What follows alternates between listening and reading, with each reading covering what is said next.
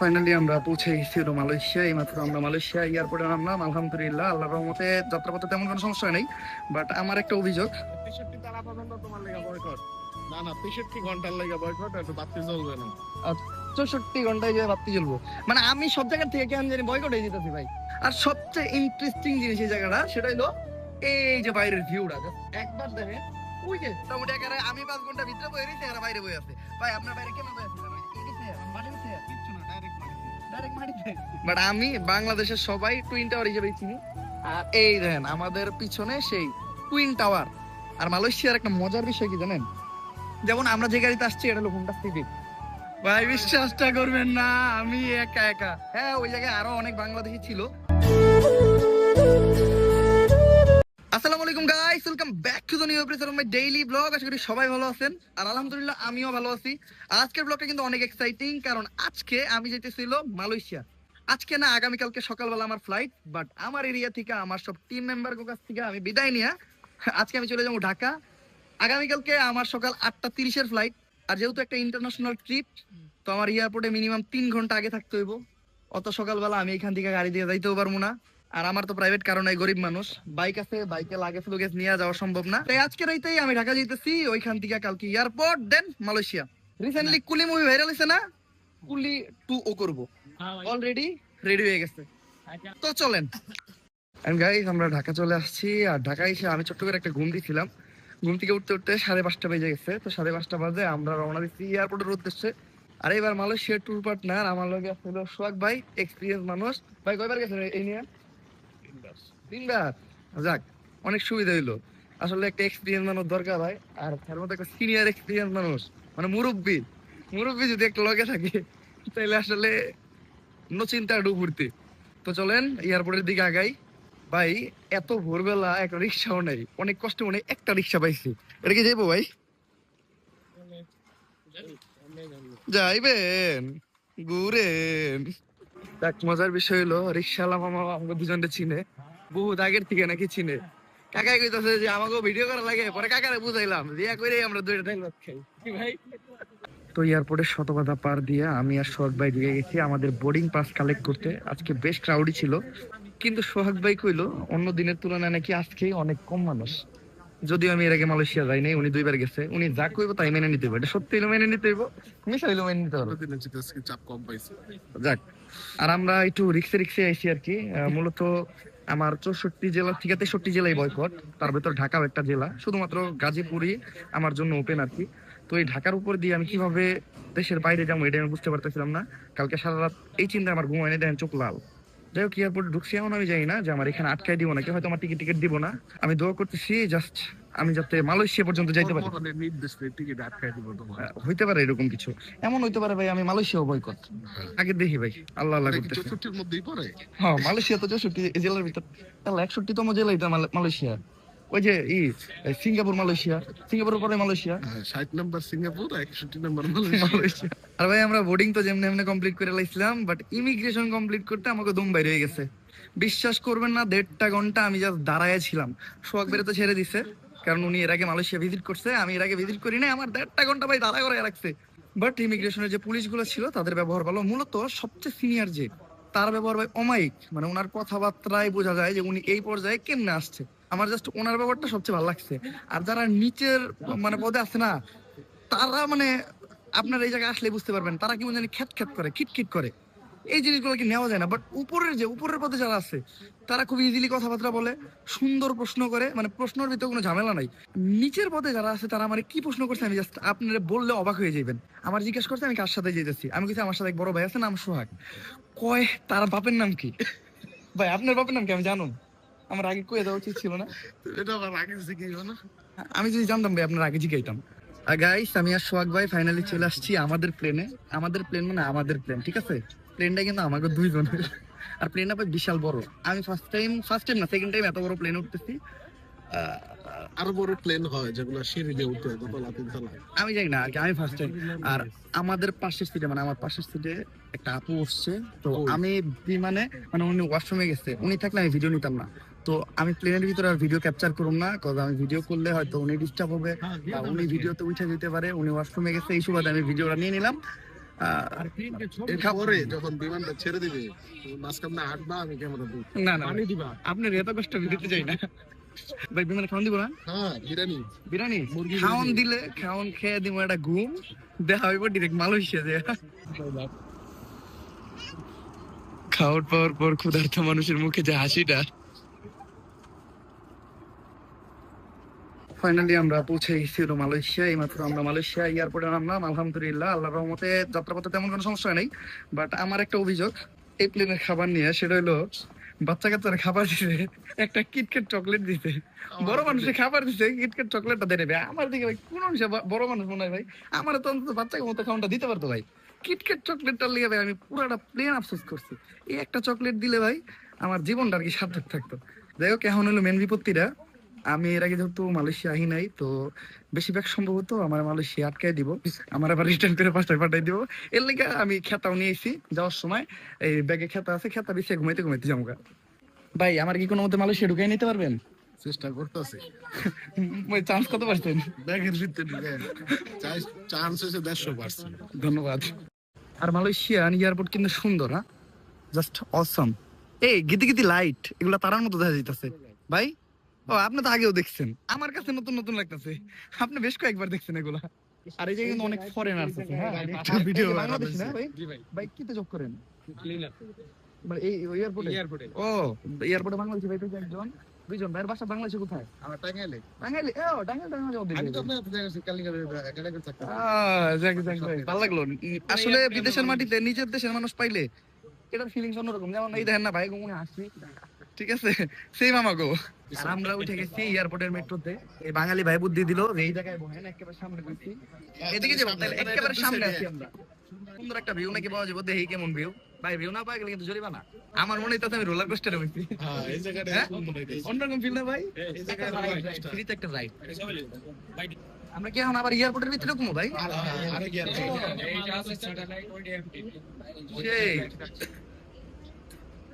ভাই, ভিউটা আসলে অনেক জোস। আমার মনে হইতেছে আমি রোলার কোস্টারে বয়ে যাইতেছি। এই যে সামনে যে গ্লাসটা না, এই গ্লাসটা আমার মনে হইতেছে যে নাই, একদম পরিষ্কার। আন্ডারগ্রাউন্ডে চলে যাব আমরা। ওটা কি আরেক এয়ারপোর্ট ভাই? হ্যাঁ, সুন্দর সুন্দর ধরো দিকে ক্যামেরা তো। মজার হাটটা অনেক করছি, এখন একটু সিরিয়াস মোডে আহি। আমি এখন আছি মালয়েশিয়ার ইমিগ্রেশনের ভিতরে। আমার মনে হয় আমি দুনিয়া ঘুরি নাই, তারপরে মানুষের ভাষ্য মতে যারা এই জায়গায় আছে, যারা মোটামুটি আকারে দুনিয়ার মানে অনেক দেশ ঘুরে ফেলছে, তাদের ভাষ্য মতে মালয়েশিয়ান ইমিগ্রেশন হলো সব থেকে খারাপ। এই জায়গায় যত ঝামেলা সব হলো এই জায়গায়। আর আমি একটা জিনিস জানতাম না, ইমিগ্রেশন অফিসারের ভিতরে ভিডিও নেওয়া যায় না, তো ওই টাইমে আমি ভিডিওটা পজ করে দিই। আর ফাইনালি আমি আমার ইমিগ্রেশন কমপ্লিট করে এখন আমি বাইরে মু। বাংলাদেশ থেকে আমার ফ্লাইট মালয়েশিয়া আসছে হলো 1টার দিকে। আর এখন বাস্তবে কয়টা ভাই মালয়েশিয়া ট্রেনের? 7টা। বলতে পারেন আমি 5 ঘন্টারও বেশি সময়, 6-7 ঘন্টা, 7 ঘন্টা সময়। এখন কয়টা বাজে? তো বলতে পারেন আমি 7 ঘন্টার সময় এই মালয়েশিয়ার এয়ারপোর্টে কাটাই, তাও শুধুমাত্র বইয়া। আমার করার কিছু ছিল না। ওয়ালাইকুম আসসালাম, ভালো আছেন ভাই? বাট আমাদের এই জায়গায় বাংলাদেশি অনেক ভাইয়েরা আছে, তারা খুব ভালো সাপোর্ট দিচ্ছে। মানে একটু পর পর খোঁজ দিতে যে হইছে নাকি, আর তারাও আমার জন্য ওয়েট করে আসছিল। আর এই জায়গায় এসে অনেক বাংলাদেশি দেখতে পারি, লেগে ভালো লাগতেছে ভাই। তো চলো আমরা বাইরে হই। সোহাগ ভাই, আপনি এই কামটা কেমন করতে পারলেন ভাই? আপনি আমার থেকে বললেন ভাই টাচ করে। পাস করে আমার তো গেছি পরে পাস করে সিল মেরে দিছে। ভাই বিশ্বাসটা করবেন না, আমি একা একা। হ্যাঁ, ওই জায়গায় আরো অনেক বাংলাদেশি ছিল। আমি জাস্ট একটা জিনিস ঘাবড়াইতেছিলাম, অনেক বাংলাদেশিরে আমার সামনে রিটার্ন করে দিতেছে। ওদের কাগজপত্র ঝামেলা ছিল, আমারটা ছিল না। তারপরেও মানে ভিতরে একটা ভয় ত্রুটি কাজ করে না। নিজের দেশের মানুষরা যদি আমি বিপদে দেখি, মানে নিজের একটু বিপদ ফিল হয়। নিজের দেশের মানুষ একটু দুঃখী দেখলে নিজের একটু দুঃখী লাগে আর কি। ওই জায়গায় অনেক মানুষজন আর কি মন খারাপ করে চলে যেতেছিল। আমি চিন্তা করতেছিলাম যে এদের মন খারাপ, আমারও মন খারাপ হয়ে যায় নাকি। বাট না, সবশেষে আলহামদুলিল্লাহ সফলভাবে এক্সিট মারছি। আমার জন্য আমরা পেপারস তো আমি পাঠাইছি। জানি ভাই, আপনার পেপার না পাঠাইলে তো ভাই আমি ঠিকই গেছিলাম। পেপারসের পরে আরেকটা অপশন রাখছি, যদি কোনো কারণে এটাও মিসিং হয় তারপর তোমার কোনটাকে বের করবে, ওই সিস্টেমও করা হয়ে গেছে। ও ভাই, এই ভাই ব্রাদার সাপোর্ট। আর আমাকে রিসিভ করার লেগে আমাকে এই জায়গার ভাইয়েরা আইছে। তো যাই হোক, সবার লাগে ইন্ট্রোডিউস করাম একটু পরে, এখন আমরা রানিং এ আছি। আরে যে অনেক মানুষজন, যাক অনেক ভেজালের পর এয়ারপোর্ট থেকে বাইরে হইতে পারছি। আমাদের রিসিভ করতে যারা আইছিল ভাই, তারা গাড়ি আনাই লাইছে। এয়ারপোর্টের বেসমেন্ট এত বড়, এই জায়গায় গাড়ি কোনে রাখছে, মানে গাড়ির ছবি আছে, জায়গার এই জায়গায় রাখছে, কিন্তু জায়গাটা কই? এই জায়গার কোনো নির্দেশনা নাই। তো যাক, পরিচয় করে দেই ভাই, নিজের পরিচয় দিয়ে দেন। ভাই হলো মালয়েশিয়ার সিটিজেন। সিটিজেন বলতে গিয়ে মালয়েশিয়ায় বিয়ে শাদী কইরা ভাই সেটেল। আর ভাই ভাই আপনার পরিচয় দিয়ে দেন। আমার নাম সিজান, আমিও ভাইয়ার একটা ফোন দোকানে কুয়ালালামপুর আশরাফ গাজেট কেলে দায়িত্বে আছি। তো ফোন দোকানে আর কি মোবাইল ভাইয়ের কথা ব্লগে পরিচয় হয়ে ভালো হইলো। এমনিতে ভাইগুলোকে আগের থেকে পরিচয়, কিন্তু সাক্ষাৎ হইলো প্রথম। যাই হোক, ভাইয়েরা অনেক কষ্ট করছে। সোহাগ ভাই হ্যাঁ আর হ্যাঁ মোটামুটি একেবারে আমি 5 ঘন্টা ভিতরে বই রয়েছি, এরা বাইরে বই আছে। ভাই আপনার বাইরে কেমন বই আছিলেন? ওই যে ই বিছে মাটি বিছে কিচ্ছু না, ডাইরেক্ট মাটিতে এই সিনটা ভাই রেকর্ড করেন না ভিডিওতে, এই সিনটা ভাই ব্লগে দিতে পারলে সেই দিত ভাই। চলেন গাইস, এখন গাড়ি স্টার্ট দিয়ে যাওয়া যাক। জাম নাকি কামার সে এই দেশে জাম লাগে। আর যেহেতু আমরা বাইরে অনেক লেট হইছে, আমরা দুপুরের খাবারও খাই নাই। প্লেনে যতটুকু খাবার দিছিল অতটুকু দিয়া জাস্ট কোনো মতো পেট ভরছিলাম। প্রচুর ক্ষুধা লাগছে, তাই ম্যাকডোনাল্ডসে দাঁড়াইয়া হালকা পাতলা কিছু খাবার নিমু, দেন আমরা বাংলাদেশি কোন হোটেলে যাই ভরপেট খামু রাত্রে। আর মালয়েশিয়ার একটা মজার বিষয় কি জানেন, যেমন আমরা যে গাড়িতে আসছি এটা হলো হোন্ডা সিভিক, ওয়েল মডিফাইড, হলার টলার লাগানো, মানে এক্সস্ট। এরকম একটা গাড়ি বাংলাদেশে দেখলে মানুষ চেয়ে থাকে, বাট এই জায়গায় এটা খুবই নর্মাল। এই জায়গায় যদি একটু হাইপ কার দেখতে চান, তাহলে আপনার দেখতে হবে বিএমডাব্লিউ, পোর্শে, তারপরে হলো মার্সিডিজ। এগুলো ওই জায়গার কমন গাড়ি, মানে একটু পর পরই দেখা যাইতেছে। কাল্লাবার গলিগা বলতে পারেন এটা অন্যরকম একটা স্বর্গ। আবার দেন ওই যে কি একটা বাইক গেল ভাই, নর্মাল একটা স্কুটির মতো, বাট ওটার ডিজাইনটা জোস। কাল্লাবার, বাইক লাভার, এদের জন্য মালয়েশিয়া অন্যরকম ব্যাপার স্যাপার। আর ভাই এই জায়গায় আর হুন্ডা গুলা ভাই অনেক গতিতে চলে, প্রত্যেকটা হুন্ডাই দিয়ে এক্সস্ট লাগানো, বম বম করে যায়।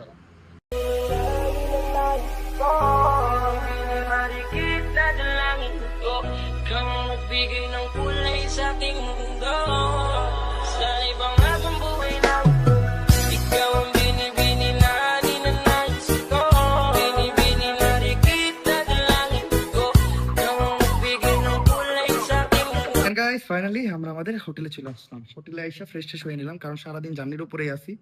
আর এমনি তো কালকে রাত্রেও ঘুমাই নাই, আবার এত লং টাইম ধরে জাস্ট ঘুরতেছি এই জায়গায় ওই জায়গায়, সব মিলে শরীরের অবস্থা একদমই খারাপ। ফ্রেশ হওয়ার পর একটু ভালো লাগতেছে, বাট এখনই আমরা রেস্টে যাবো না, কারণ এখন যদি একবার রেস্ট নেওয়া শুরু করি তাহলে ডিরেক্ট ঘুমাই যাবো। তো এটা না কইরা আমরা যেমন এখন টুইন টাওয়ারে, আমাদের সবাই রেডি হইতেছে। আর আমরা যে জায়গায় আসছি এটারে হোটেল বলা যাবে না, এটারে সবাই বলে হোমস্টে। আর এই জায়গাটা কিন্তু জোস। আর একটা জিনিস দেখাইতাছি, তার আগে দেখাই, 2টা রুম আছে, হ্যাঁ, আর 2টা ওয়াশরুম আছে 2 রুমের লগে। আর এই যে এটা হলো এই ব্যালকনি না, এটা কি জানি কয় ভাই? এটা মোবাইল চার্জ দেওয়ার ও জন্য। মোবাইল চার্জ দেওয়ার জায়গা। সবাই সবার মোবাইল মানে প্লাগ ঢুকে চার্জ দেওয়া শুরু করে দিছে। আর সবচেয়ে ইন্টারেস্টিং জিনিস এই জায়গাটা, সেটা হলো এই যে বাইরের ভিউটা, জাস্ট একবার দেখেন। ওই যে ওটা কিন্তু টুইন টাওয়ার, ঠিক আছে? আর এটারে কি কয় ভাই? Satu-satu lapan. সাপ্তো সাস্তুলা। Satu-satu lapan. আচ্ছা আচ্ছা। মালয়েশিয়া ভাষায় মানে 118 বিশ্বের 2 নাম্বার ভবন এটা। আর 1 নাম্বার এক নাম্বার তো ও ওই যে বুর্জ খলিফা। আচ্ছা আচ্ছা, জাস্ট এই জায়গার ভিউটা দেখেন, নাইট ভিউ, মানে শহরের ভিউ, বাট লাইটিং গুলার জন্য এত জোস লাগতেছে। এই জায়গা থেকে কিন্তু আমরা পারফেক্ট একটা ভিউ পাইতেছি, জোস জোস। এইটাও কিন্তু অনেক জোস। আর এই হোমস্টে বা হোটেল যেটাই বলেন, এটার পার ডে ভাড়া পড়ছে 200 রিঙ্গিত। 200 রিঙ্গিত বাংলাদেশি টাকা কয় টাকা হয়? 6000 টাকা। আচ্ছা, 1 রিঙ্গিতে 30 টাকা বাংলাদেশের। 6000 টাকা হিসেবে যে বিশাল জায়গা ভাই। যদি অনেস্টলি বলি, বাংলাদেশে এই রুমটা যদি আমরা নিতে যাই, তার প্রাইস পড়বো মিনিমাম 20,000 টাকা, তাও ভাই এত উপরে। হোটেল থেকে নাইমা এখন আমরা রওনা দিছি কেএলসিসি, বা যেটারে টুইন টাওয়ার বলা হয়, ওটার উদ্দেশ্যে। ভাই কতক্ষণ লাগবে যাইতে? 10 থেকে 15 মিনিট। এটা কয়টা পর্যন্ত? মানে এটা তো খোলা থাকে সারা রাইতে, ওই যে লাইট টাইট জ্বলে চিকমিক করে। 12টা পর্যন্ত। 12টা পর্যন্ত। যাক, 12টার ভিতরে পৌঁছে যাম ভাই। আর একটু লেট করলে অবশ্য লেট হয়ে যেত। আজকে চিন্তা ভাবনা করছিলাম যে সুইমিং এ নামবো। আমাদের হোটেলে বিশাল বড় একটা সুইমিং আছে, সুইমিংটাও সেই, বাট ওটাও 10টা পর্যন্তই খোলা থাকে, 10টার পর ওটা বন্ধ। হুজুর, সালাম আলাইকুম হুজুর। পাঞ্জাবি পরে টুইন টাওয়ার যেতেছেন হুজুর? পাঞ্জাবি খুলে দাও। হুজুর এই যে চুলের ঘটনাটা কি? তুমি মানে আমার চুলে ভ্যান, পাঞ্জাবি, টুইন টাওয়ার, কেমনে কি? তুমি আমার চুলে লারা দাও কে? চলো আমরা চলে আসছি কেএলসিসি তে। এটারে আমি তো টুইন টাওয়ার হিসেবে সবসময় চিনতাম, আর যখন এরা কেএলসিসি কইতো আমি কনফিউশনে পড়ে যেতাম কি, এটা কি লেগে কইতাছে। আসলে এটার নাম নাকি কেএলসিসি, বাট আমি বাংলাদেশের সবাই টুইন টাওয়ার হিসেবেই চিনি। আর এই দেখেন আমাদের পিছনে সেই টুইন টাওয়ার, মানে যেইটা ফেমাস আর কি। মালয়েশিয়া মানে টুইন টাওয়ার, টুইন টাওয়ার মানে মালয়েশিয়া। ভাই আমি যদি বইহা দেয় তাহলে আপনারা ভালোভাবে দেখতে পারবেন। ভাই এটা এত বড়, আমার ক্যামেরা তো আই থিঙ্ক ঠিক মতো আইতেছে না, বাট এটা অন্যরকম কিছু। এমনিতে আমরা এটা যেমন দেখি না, সামনাসামনি দেখতে এটা আরো অনেক বেশি সুন্দর। আর এই সাইডে আরো দুইটা বিল্ডিং আছে, আমার কাছে এই বিল্ডিংটা খুব ভালো লাগতেছে। আর এটা হলো একটা পাবলিক ব্যাংক, বাট এইটার ডিজাইনিংটা দেখেন কত সুন্দর করছে, মানে একটা ব্যাংকের ডিজাইনটাও এরা কত সুন্দর করছে। ও আর পুরো জায়গায় অনেক মানুষ আছে, ঠিক আছে, যে যার মতো এনজয় করতেছে। আমরা এই জায়গায় আছি বেচালা মানুষ, আমাদের পিছনে কাপল আছে, ওদিকে আছে, মানে যে যার মতো ভাই টুইন টাওয়ারের স্মৃতি রাখতেছে। আমরাও হ্যাঁ স্মৃতি রাখি ভাই সবাই, কারণ আমরা তার কাপল না, আমরা এমনি স্মৃতি রাখি। একটা দুঃখের বিষয় দেখেন, এই যে টুইন টাওয়ারে অনেক লাইটিং টাইটিং থাকে, মানে এটা আরো বেশি সুন্দর লাগে, কিন্তু আজকে কেন জানি এটা খুব আর্লি বন্ধ করে দিচ্ছে। এমনিতে এটা টাইম থাকে 12টা পর্যন্ত, আজকে তো আমরা 11টা বাজে আসছি, তারপরেও কেন লাইট টাইট বন্ধ করে দিতে জানি না। ভাই এটাও কি আমার বয়কট করে দিল? আর 63 তারা পর্যন্ত তোমার লেগে বয়কট। না না 63 ঘন্টার লেগে বয়কট, একটু বাতি জ্বলবে না। 64 ঘন্টায় যে বাতি জ্বলবো, মানে আমি সব জায়গা থেকে কেন জানি বয়কট হয়ে যেতেছি ভাই, মানে টুইন টাওয়ারের বাতিটা আজকে বন্ধ করে দিল। যাই হোক, এই জায়গায় আমরা কিছু ফটো টটো তুলি, তারপর আমরা এখান থেকে বাইরে হয়ে যাবো। এই কই যাওয়া যায়। সবচেয়ে মজার বিষয় কি জানেন, মালয়েশিয়া আসার পর অনেক বাংলাদেশি ভাইদের সাথে দেখা হইতেছে, তারা আমাদের ভিডিও দেখে। তো যাদের সাথে দেখা হইতেছে তাদের বিহেভিয়ারও খুব ভালো, তারা খুব ভালো আমাদের সাথে কথা বলতেছে। আরে দেন এক সাবস্ক্রাইবার আমাদের জন্য আইসক্রিমও নিয়ে এসেছে, আইসক্রিম ফেভারিট, তাই আমরা এখন টুইন টাওয়ারের সামনে বসে আইসক্রিম খেতেছি। থ্যাংক ইউ ভাই আইসক্রিম খাওয়ানোর লিগা, এত দূরে তুমি আইসক্রিম খাওয়াইলে এর জন্য তোমাকে, তোমার নানিরে ধন্যবাদ। এন্ড গাইস, একটা লম্বা সময় পার করার পরে ফাইনালি আমরা চলে আসছি আমাদের হোটেলে। কি আরো ঘোরার প্ল্যান ছিল, বাট শরীরের অবস্থা খুবই খারাপ, আমার চোখ দিকে বুঝতেই পারতেছেন। এমনি যদি আরো ঘোরাঘুরি করি, মালয়েশিয়ান পুলিশ নেশাখোর ভাই বা ঠাস করে ঢুকাই দিব। তো আজকের ব্লগটা আমি জিজ্ঞাসা করতেছি, যদি ব্লগটা ভালো লাগে লাইক কমেন্ট শেয়ার সাবস্ক্রাইব করে দেন। Still then guys, stay safe, right safe, যাবেন নেক্সট ব্লগে। আল্লাহ হাফেজ।